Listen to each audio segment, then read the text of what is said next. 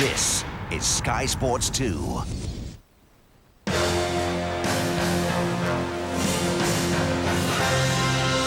Sky Sports Centre, in association with Ford. Wonderful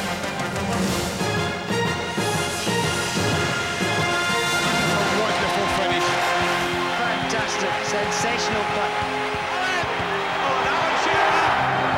Absolutely superb. It's got to be stopped. It's over.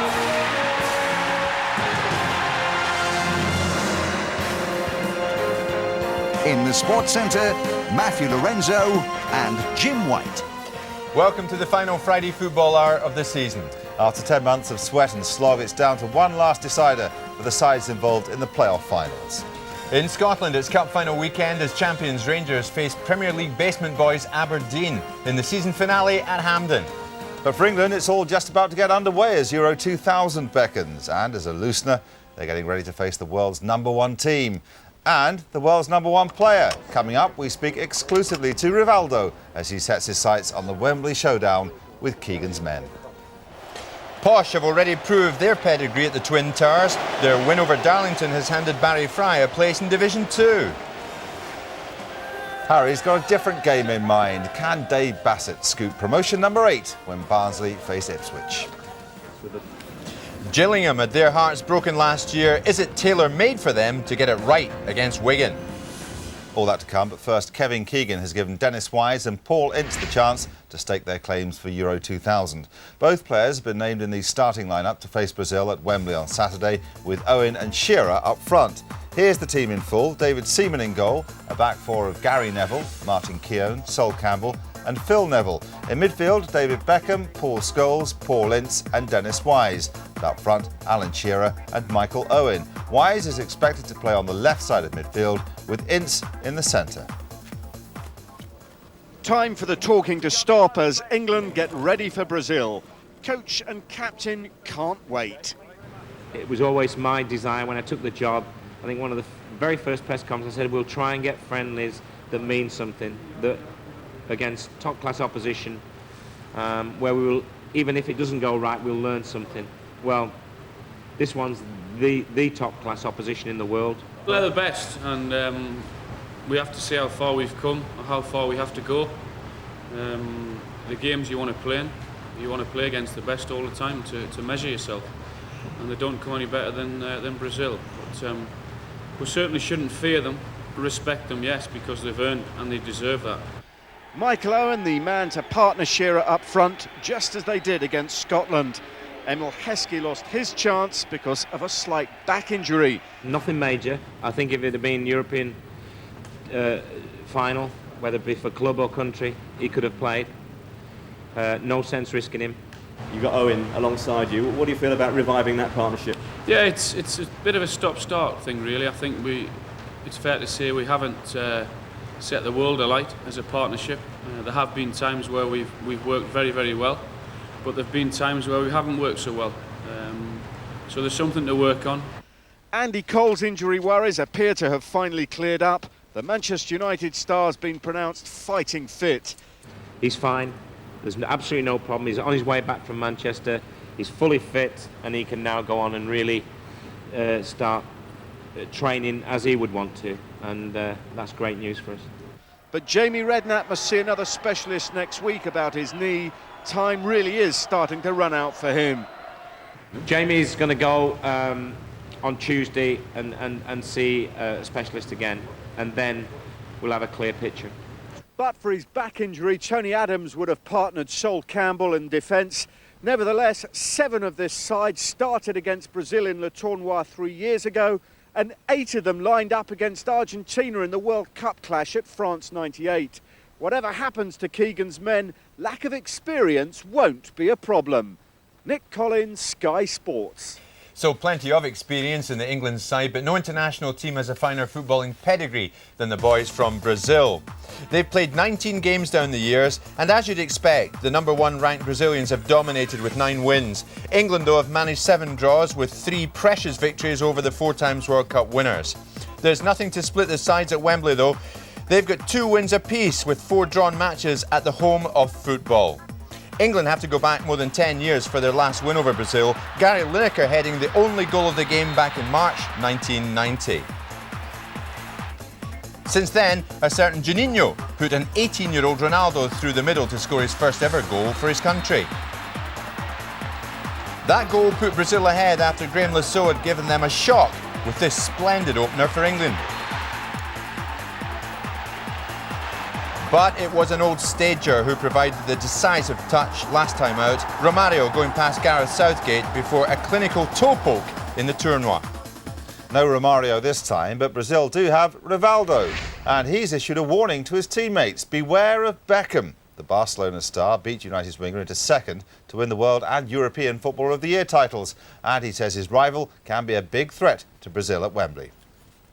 Give a bunch of soccer-mad school children the chance to meet the Brazilian players, and understandably they'll rush at the chance. And while they singled out Rivaldo, the World Player of the Year, the Barcelona man is warning his fellow countrymen about the threat from the man he beat to that coveted title. Why? Por quê?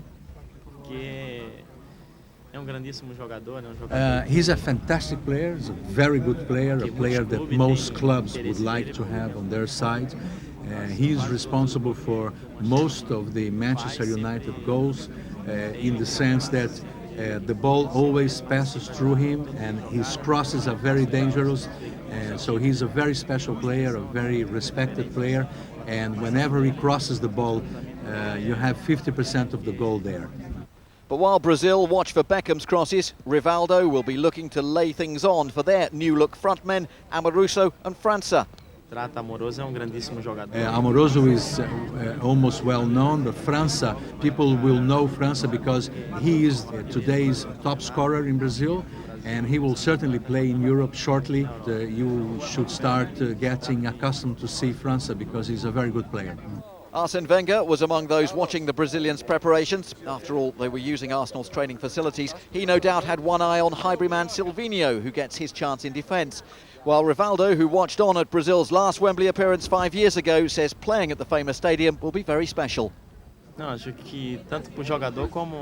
a special match for the players and it's a very special match for the fans as well. The fans will be watching us and will be hoping for a good result. It is a special occasion because Brazilian fans like football and know that to play England is always a tough match, and we will have all our followers behind us hoping for a good result. Yes, it's a special occasion.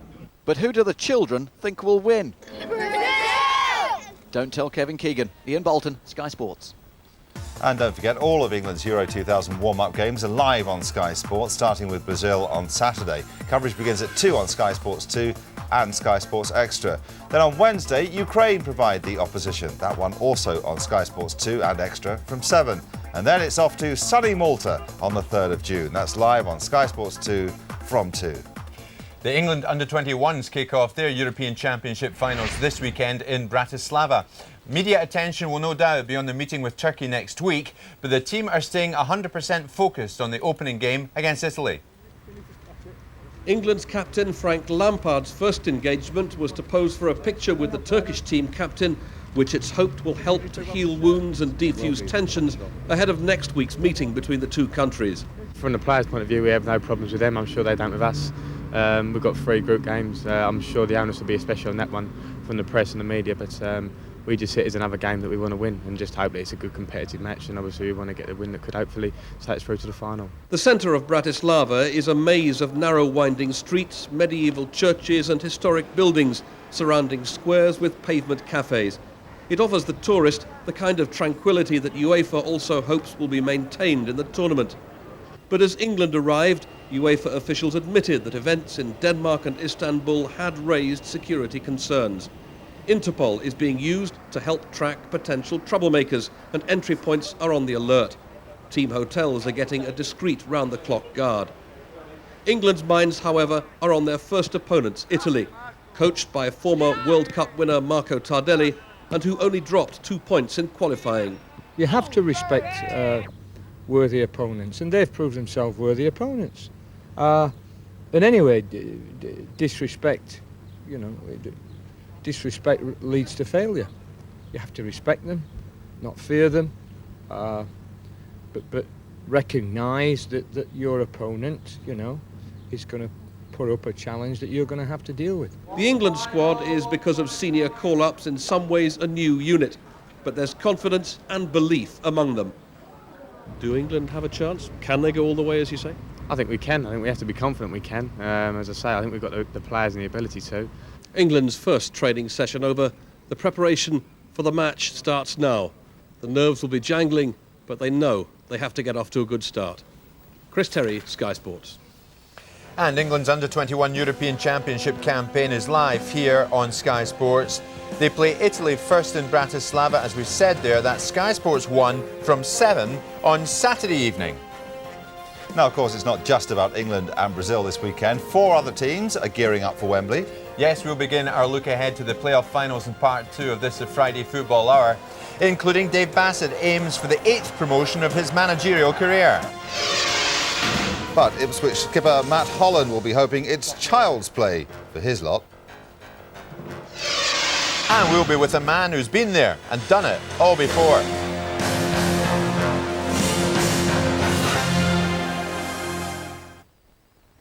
The playoff finals. Gillingham v Wigan. After a hard-fought win over Millwall, Wigan face a tough test against the Gills, who won't want to be the losers 2 years in succession.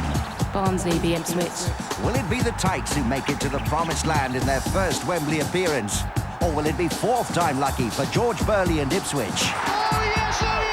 It's payback time. The playoff finals, Sunday and Monday, exclusively live, Sky Sports. The GTS network connected the artist in Berlin with her agent in Barcelona. We connected the agent with the gallery in Paris. We then connected the gallery with their client, the law office in Amsterdam, which inspired the artist to celebrate the sale of her latest painting by connecting with friends. Imagine what our network could do for your business. GTS, solutions for a borderless world.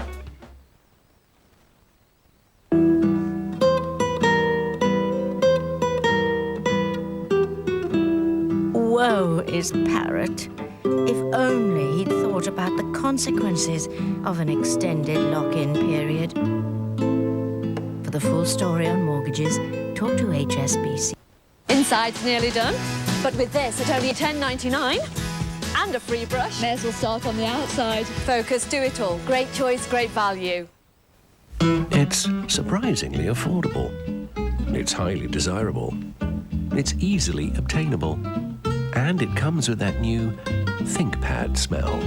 Starting from £899, you can now buy a ThinkPad with Intel Celeron processor direct from IBM. 0800 169 1456. Call today, get free delivery. 0800 169 1456.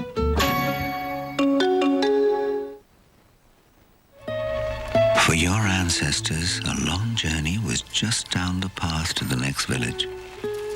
But your path must go further, across oceans and continents, into the unfamiliar. That's why United, the US experts, moves the way to more than 210 US cities. Just think of United as your path to the next village. United Airlines. Life is a journey. Travel it well. I haven't eaten beetroot since. Oh, hi. Jane's treated me to lunch to thank me for helping organise her office party. A caterer, a wine merchant, and a fleet of taxis. No problem. You sweetheart, you saved me so much time. I've embarrassed you. Oh. Waiter, bill, please. Action. I don't have much time here, but if you have houseplants, well, the name says it all. Cut. That works, doesn't it? This is my digital remote, which controls Sky Guide. For instance, if I press the TV Guide button, it gives me 8 program categories. Choose one, say movies, and it'll show me what's on the movie channels. Or I can go back to the main menu and check out sports. It's simple. And what does Sky Guide cost me? Nothing. That's why people are switching to Sky Digital. For more information or to get Sky Digital, call 0870 240 2000.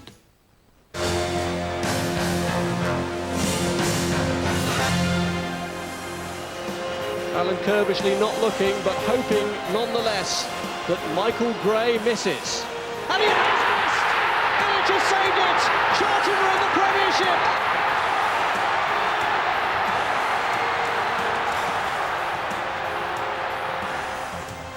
Welcome back to the Friday Football Hour. Still to come, Alan Kirbishley on the playoffs and Premiership survival. Plus, we'll have the latest from Rangers and Aberdeen ahead of Saturday's Scottish Cup final. Well, Dave Bassett heads to Wembley on Monday looking for his 8th promotion as a manager. Bassett has already been successful taking teams up on 7 previous occasions. His first promotion came with Wimbledon in 1981. They were relegated the following year, but Bassett took them straight back up as champions. Then into Division 2 and on to the top division, where the Dons stayed until this season. He had the same success with Sheffield United, taking the Blades from the 3rd to the 1st in consecutive years before being relegated with them in 1994. And finally, at the City Ground, he took Forest back into the Premiership as champions before moving to Oakwell. Dave Bassett knows more than any other manager in the game about building sides that win promotion. A magnificent 7 times he's taken teams up. Now he's plotting to make that a straight 8 at Wembley. A lot of people ask whether there's a secret. There's no secret at all. And if I did have a secret, make no mistake, I wouldn't be telling anybody. But I won't kid anybody along that there's some magic potion or system that works. It's a matter of getting a team together that wants to be ambitious and work, and at the same time playing well throughout the seasons, surviving your ups and downs, and having a bit of luck at the required time. No magic wand to wave over his Barnsley players then, but still a confidence that in this current squad are the sort of characters essential to a successful promotion push. Any team at the top of the season, at the end of the season, has got to have some of that resilience about it, and Barnsley players have certainly shown that, as did the Nottingham Forest players at the required time, because they went right to the wire in 90 points, for example. Again, when I was at Sheffield United and Wimbledon, again, players at certain times had to show, definite qualities of winners. Barnsley's one and only tilt at the top flight helped banish some of the flat cap stereotypes that surround both the club and the town. They enjoyed their one taste, and now they're hungry for more of the same. Well, Barnsley got an opportunity to get back in the Premier League for the second time in their history, which would be marvellous. They've gone to Wembley for the first time in the club's history, which again is tremendous for everybody involved. And if we can get victory, it'd culminate in a wonderful sort of season for Barnsley to go back in the Premier League. Yes, I mean, I think a Barnsley will always be looked on as not being a regular Premier League side. But again, teams like Barnsley have got to have that ambition and the belief, and also the opportunity to come and compete with the best teams. It's what dreams are made of, and we can't destroy dreams. Talking of which, will those dreams be disturbed by sleepless nights in the build-up to the big game? There are certain times in the season you wake up perhaps thinking about the game, but these are the moments where you've got to savour them, you've got to be looking forward to them. It's important that the team's prepared, and if we prepare ourselves, I have no doubts about enjoying a few glasses of red wine on Sunday night and nodding off to sleep and waiting with expectation to see what Monday has in offer. And come Monday, if champagne's on the post-match wine list, you'll know for sure that Harry Bassett's pulled off yet another promotion. Bryn Law, Sky Sports. Ipswich know all about the disappointment of the playoffs, but after failing to reach the final for the past 3 years, Matt Holland believes their time has come. The captain should know he hasn't missed a game since arriving at Portman Road in 1997. It's the biggest game of Matt Holland's career. So how does the Ipswich captain prepare for a Premiership playoff at Wembley? It's nice, to be honest. He loves it in here, and it gives me time to get away from the footballing side of things, and I love spending time with the children, to be honest. We train Saturday morning, we'll be on the coach Saturday afternoon, and then we'll start thinking about it, I'm sure. Until then, he'll relax in the Suffolk countryside with son Samuel, trying to put to the back of his mind 3 previous playoff failures. We haven't got a very good record, and this is the 4th consecutive year we've been in the playoffs. At last we've managed to get to Wembley. But Holland and Ipswich must fancy their chances on Monday, having already breached the Barnsley defence 8 times this season. Well, we beat them 6-1 at home and 2-0 away. It's probably the most convincing we've been against any side this season. It's all down to who plays well on the day. I mean, I suppose we go into it slight favourites because we've beaten them twice and because we finished above them in the league. Since joining Ipswich from Bournemouth in 1997, Holland hasn't missed a single game. That's 164 consecutive appearances, only 15 short of the club record.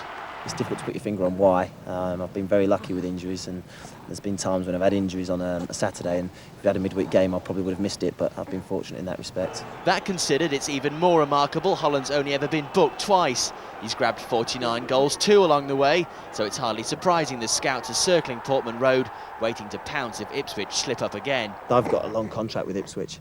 I've got 4 years left after this one, so as long as we're challenging to be in the Premier League, then I'm happy here. You're not sort of burning to get in the Premiership now? I mean, you're 26 now. Yeah, I'd like to play in the Premier League. I make no secret of the fact that I want to play at the highest level. But I think I've got a very good chance of doing that with Ipswich. He's in no hurry to go anywhere. That is, apart from up the Wembley steps, a winner. David Jones, Sky Sports. Well, no doubt about just how much is at stake for Barnsley and Ipswich on Monday. The two sides have met on 26 previous occasions. Ipswich hold the upper hand, having won 14 times. But the only result that will matter is who wins the right to play in the Premiership next season. Well, Barnsley have occupied a playoff berth since November. Never far off an automatic promotion spot, they ended the season in 4th. They'll face an Ipswich side who desperately wanted promotion without the playoff lottery. They just missed out. Well, they'll be praying for a lucky ticket this time. The Tykes suffered a surprise defeat to Crewe in their final game before the playoffs, but they bounced back by hitting Birmingham for 4 and effectively booking their place in the playoff final. Ipswich take a 5-game unbeaten run into the final. This Marcus Stewart strike, one of 7 they scored in the 2-leg semi-final thriller against Bolton. Dave Bassett's key man is Craig Hignett, who, despite playing most of his games in midfield, has a 19-goal tally this term. While the king of Portman Road is David Johnson. He scored 22 goals this season and been asked to play for Jamaica, Wales and Scotland. The bookies make Barnsley the outsiders for this match. They're 11-10, Ipswich are 6-4 on, and it's 9-4 for a draw after 90 minutes. As we've heard, Ipswich have put 8 past Barnsley this season. And you have to go back to December '98 for Barnsley's last victory against the Blues. Sean McClare setting them on their way. And don't forget, both remaining playoff finals are exclusively live here on Sky Sports. Gillingham against Wigan is also on Sky Sports 2, with coverage getting underway at 2 o'clock on Sunday afternoon. And then on Monday at 2, it's Barnsley-Ipswich. You can see that on Sky Sports 2, and Sky Digital viewers can go interactive on Sky Sports Extra. And who'll win the remaining playoffs has been the subject of this week's online poll. Here are the final results. 58% of you think Wigan will beat Gillingham in the second division final, while a massive 70% think Ipswich will be promoted to the Premiership, compared to just 30% going for Dave Bassett's Barnsley. Well, the playoffs have provided us with some great moments over the years. Perhaps the most memorable encounter came back in 1998. Both Sunderland and Charlton were fighting for the right to play Premiership football for the first time. It proved to be an all-time Wembley classic. What a climax, what a conclusion. In 3/4 of a century, Wembley'd never seen anything quite like it. Since that day, I've watched the whole lot, because I felt, you've got to sit down and watch this again. And on one other occasion, I've watched a highlighted 30 minutes, and if anyone can get hold of the 30 minutes, you still don't know what's going to go on. From the off, it was fast and frenetic, full of anxious moments for Peter Reid and Alan Kirbishley alike. But Charlton made the breakthrough with a fine finish from Clive Mendonca. I don't think many teams have come back in the playoffs from going down, but we didn't counter for the fact that when we came out the second half, the Sunderland fans just lifted the stadium. And the players. Just after the break, Quinn headed them level. Then a brilliant piece of poaching from Kevin Phillips put them 2-1 ahead. Could Charlton come back? Yes, they could. Sunderland fan Mendonca saw to that. And no sooner we got back in it, I think 2 minutes later, Sunderland scored again. We decided that, there was 15-20 minutes left, we had to have a go. But it was edging away from us. 5 minutes to go. What a moment for Richard Rufus to score his first ever Charlton goal. I couldn't quite believe it was Richard. But in all fairness, he's got there and he's put it in, and he's done it a few more times since. But certainly for him to score, after so many games in the final, was unbelievable. So was the game. In extra time, a chance fell to Somerby and Sunderland led 4-3. Surely there was no way back for Kirbishley's men now, but that man Mendonca had one more ace to play. Near the end of the full play, it turned into, well, you don't want to lose this now. You know, it's all right, happy to be there, but now you suddenly don't want to lose it because suddenly it came back to how much was at stake. Penalties would decide. One by one, they handled the pressure. After 13 spot kicks, the two sides still couldn't be separated. Then, up stepped Michael Gray. Just saved it! Charlton are in the Premiership! But I don't think in anyone's wildest dreams that I would ever see another final like that. But people have said to me that, you know, you will never ever take that day away from us. Charlton fans, you know, long-standing or whatever, have said, you know, that was the best it could ever get. Though they're back in the big time as First Division champions, they still savour that day at Wembley when they wouldn't lay down and die. I had people out there that were desperate to be a Premiership player the following year. And I think the Ipswich and the Barnsley players will be equally as desperate as us. But I think you're right, you know, to come back to 2-1, 3-2, 4-3 does take a lot of character, and you know, we've done it. A final that football will never forget. Ipswich and Barnsley have a lot to live up to. Greg Whelan, Sky Sports. Well, half-time is upon us here in the Friday Football Hour, but after the break we turn our attention to the other playoff finals. It's already been decided in Division 3 as the big Wembley weekend gets underway. And Peterborough held their nerve at Wembley to secure second division football next season. And Gillingham will be hoping it's their turn for success after last year's despair at the hands of Manchester City. And we hear from Wigan's wingmaster Roberto Martinez, revising for Wembley glory on Sunday.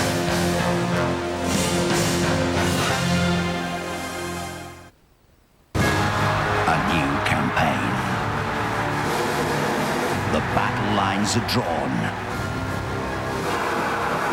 Once more, the Super League title at stake. 12 teams, ruthless in their pursuit of victory, who will have the courage, the power, and the will to be champion. Ultimately, there will be only one. The Blue Sox versus the Wildcats, Sunday at 5, live on Sky Sports 3. Oh, Carling. 3 groats. What about 1 groat and a turnip? Done. We got any leeches for this? Ah! Hey, what's going on?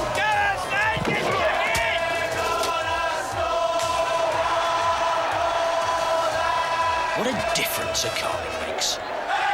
Wasn't that offside? What's offside? I don't know. 2 sausages, eggs, chips and beans. Only my mum cooks better. I love her roast on a Sunday after football. It helps me recover from the night before. Every Friday and Saturday I have a night on the tiles, but I can handle it. People say you carry on like that and one day your tigger's going to pack in. What do they know? If I get a beer belly when I'm older, I'll do something about it then. After all, I've got no real responsibilities yet. Live life for the moment, that's what I say. We've got to, haven't you? You could get hit by a bus tomorrow. We're doing all we can to prevent the UK's biggest killer. Are you? Snowed under with dandruff. Fructus from Laboratoire Garnier, the first fortifying anti-dandruff shampoo with active fruit concentrate. It's proven Fructus clears dandruff after 7 days, whilst soothing the scalp. For hair that shines with all its strength, Fructus anti-dandruff shampoo, formulated and controlled by Laboratoire Garnier. They're always out running, they're so active, they're always thirsty. I like them to drink all sorts of drink because I'm into them having good things, but you can't get kids to have good things the whole time. They like Sunny Delight because it's a really nice flavour, and I would rather that they were drinking Sunny Delight because it is at least a drink that has vitamins in it. It's a happy medium. I've got none left. Sunny Delight, the great stuff kids go for. It's a compromise for everybody because it's a drink that has lots of vitamins in.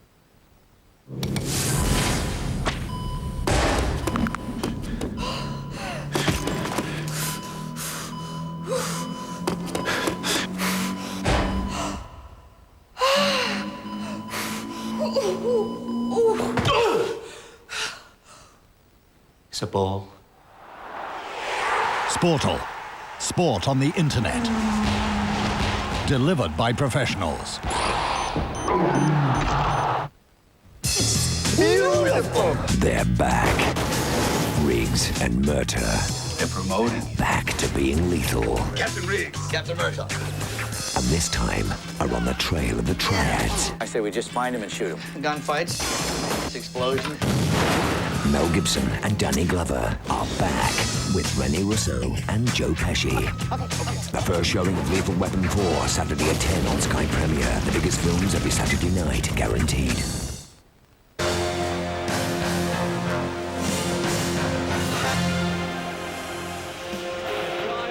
Misses this penalty.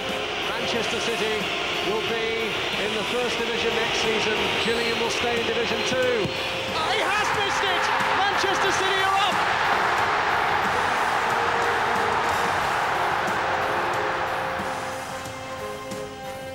Welcome back to the Friday Football Hour. Still to come, Peter Taylor on how Gillingham intend to avoid last season's playoff disappointment. Plus, the Wigan player who'd rather face a Wembley final than qualify automatically. Peterborough have claimed a spot in Division 2 thanks to a 1-0 win over Darlington in the weekend's first playoff final at Wembley. The soggy conditions there didn't make for a good spectacle, and it took until the 27th minute for the first real chance. Darlington's Peter Duffield hitting the post from 12 yards out.